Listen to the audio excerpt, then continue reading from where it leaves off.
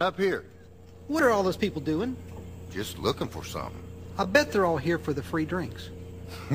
Tell them to try the Beverly. It's delicious. I don't know about that. Well, it does kind of taste weird. Something smells kind of fishy around here. I bet they've been to the aquarium. You think sharks can swim in Coke? They probably get the hiccup. Look over in the third row. Is that a wig? Hey, that guy looks like a fiend. Hey, get ready. Here comes a coin. Vending machines are everywhere. You just pay, select, and you get what you want. It's that simple. It makes everyday life much easier and less hectic. There are different types of vending machines, some selling coffee, snacks, sodas, toys, fish baits, cigarettes, and even iPods and vehicles.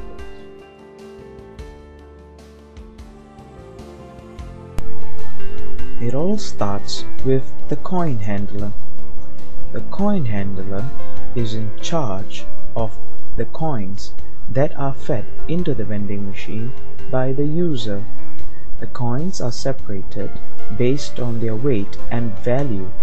The coins would either go into the coin storage or at a later stage would end up as change in the output section of the coin handler. The value of the coins inserted are then fed into the controller, which identifies the drinks that are available based on the value inserted. That information is then displayed on the display panel of the vending machine for the user to make his choice of drinks. Keypads or push buttons are used to make the selection of drinks that is wanted by the user based on the value that is inserted in the vending machine. That selection goes back into the controller, and then the drink dispenser would dispense the drink that has been selected by the user.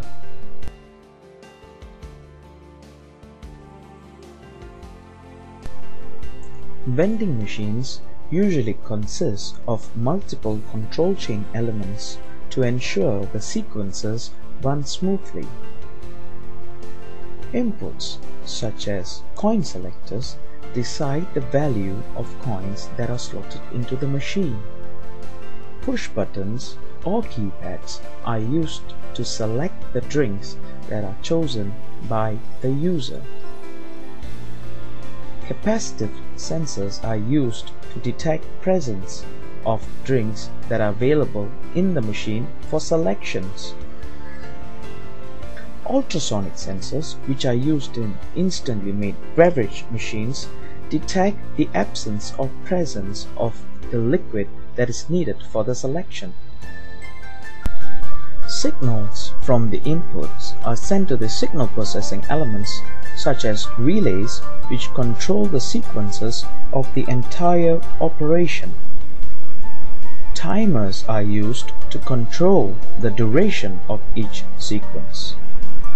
Microcontrollers are used to determine the value of the drinks, the information of the coins received, and the units that are displayed on the display unit of the vending machine. The final control element consists of motor contactors, which are used to control the motors within the machine. Motors or pneumatic actuators are used to deliver the drink from the holding bay right to the collection tray of a vending machine. Displays are used as a visual information source for the user to be notified of the entire process.